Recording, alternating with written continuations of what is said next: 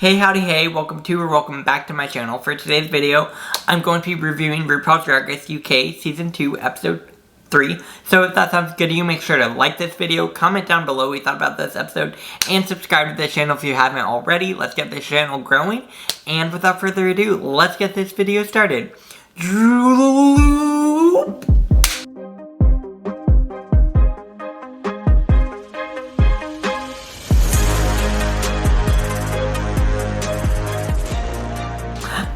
Alright, so, before we get into it, spoiler warning, there will be spoilers for this episode, so if you have not seen it, go watch it and come back and watch this video. But before you leave, make sure you hit that subscribe button and go watch some of my other videos later in the day if you want. I got lots of content for you.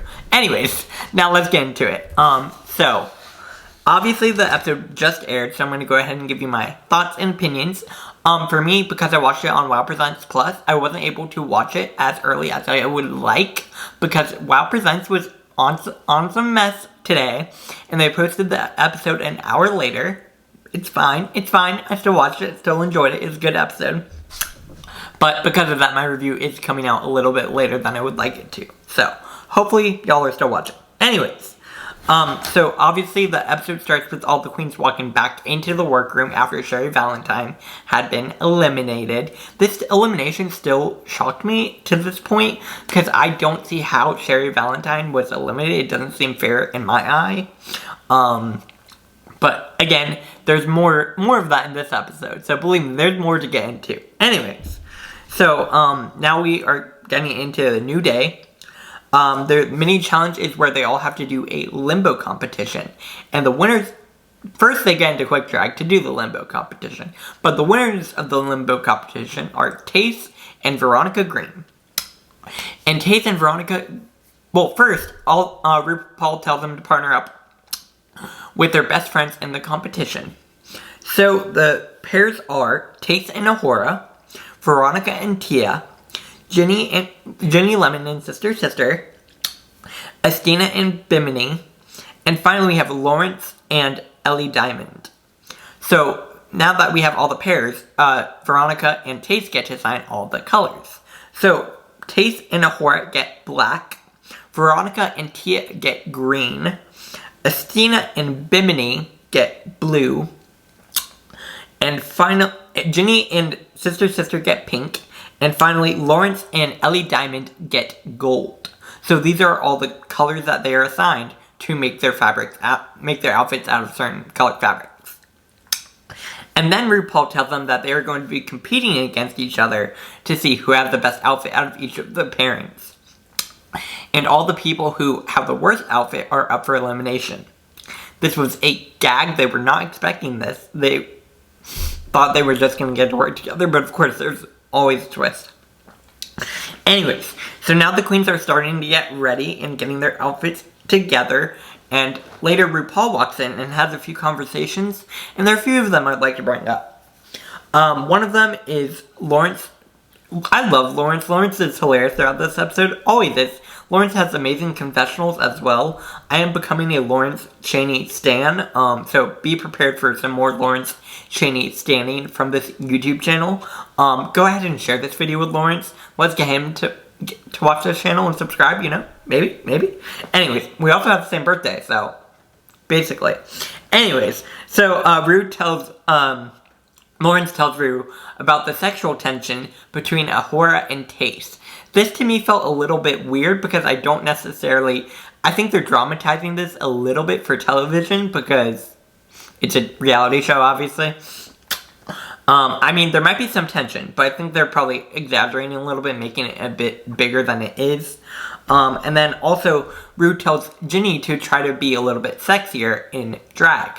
And I kind of wanted to talk about this a little bit because I think it's important to, well, yes, it is good to have variety within your drag aesthetic. I think it is also important to recognize that not all people are trying to do drag to be sexy. Some people are trying to do drag for comedies. You know, everyone has a certain focus within their drag.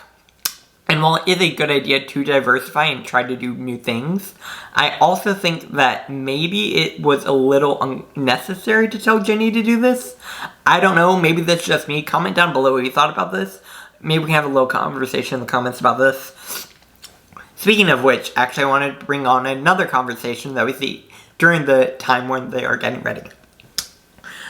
Bimini and Ginny have a conversation about gender identity and how each of them identify as non-binary and how each of them came to their gender identity. And I feel like this is a really important conversation to have on Drag Race, and I feel like it's been a long time coming for this sort of conversations. We started having a little bit of it on Drag Race Holland, so I'm really, really happy to see even more conversations being had about gender and how it's not just binary and it's all fluid. And anyways, that to me was just really, really great. I really enjoyed that conversation.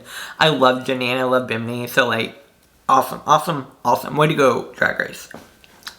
Anyways, so that was about it I really wanted to talk about with the getting ready, because there wasn't anything else that was too exciting to me. I wanted now just to get to the runways. Obviously, runways is my favorite part of the episode, so a design challenge is especially fun for me. So I want to go over some of the runways.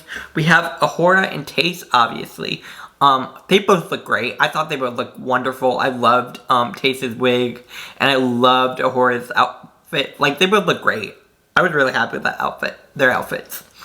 Next, we have Veronica and Tia. Veronica looked really good. I do agree Tia's look was a little bit costumey. Not necessarily saying that's a bad thing. I do think, in terms of the looks presented on the stage, Tia's look was probably the weakest, if I'm being honest with you guys, in my opinion at least. Again, let me know down below what you think about these outfits. But to me, I understand why Tia was in the bottom for that. Next, we have Ginny and Sister Sister. I think Sister Sister looked great. It was a fun outfit. I've noticed a little bit of something recently where Sister Sister is not getting a whole lot of airtime. I was actually watching a Instagram Live with Sister Sister and Joe Black, and they were talking about that a little bit and how Sister Sister doesn't really get a whole lot of airtime. It's kind of an interesting conversation. I didn't think about it. Anyways. Ginny looked kind of a mess on there, if I'm being honest with you guys. I feel like Ginny was very out of their comfort zone, and because of that, I don't necessarily think Ginny had the best outfit.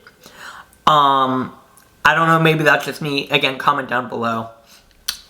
Next, we have Estina and Bimini in blue. I really liked Bimini, and I liked Estina's outfit. I didn't think it was that bad. I mean, I will admit that Bimini's was the better one out of the two. However, I don't necessarily think Estina should have been put in the bottom for the outfit. I don't know. Maybe that's just me.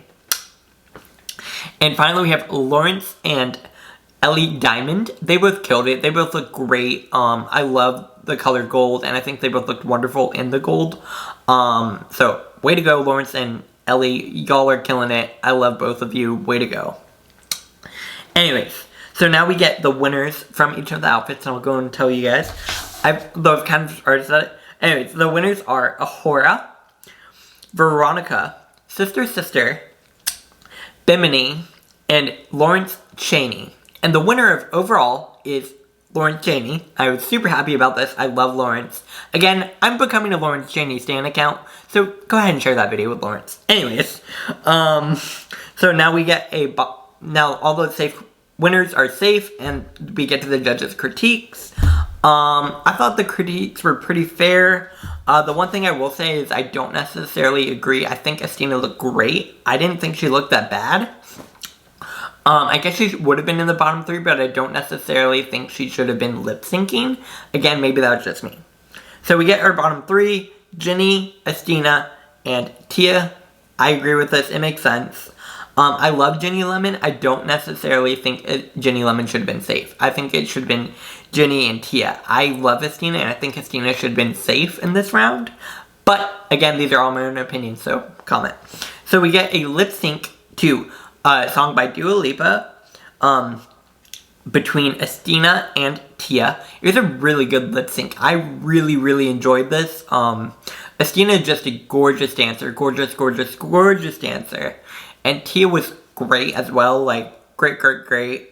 And in the end, Estina is told to sashay away. I'm pretty upset about this elimination, honestly. Because Estina had already gotten a win. I don't think Estina should have been in the bottom 2. I don't know, maybe that's just me. Again, comment. But that brings me to the end of the episode. Next week we have a talk show episode, so we'll get to see how that goes. I'm super curious to see how the challenge goes and if Lawrence can keep it up. I love Lawrence. If Lawrence is not top 3, I will be upset. But we will get to see what happens. Anyways, that brings me to the end of my video. Comment down below what you thought about this episode. Make sure to like this video, share it on social media, tag all the queens in these videos. Let's get them to see these videos.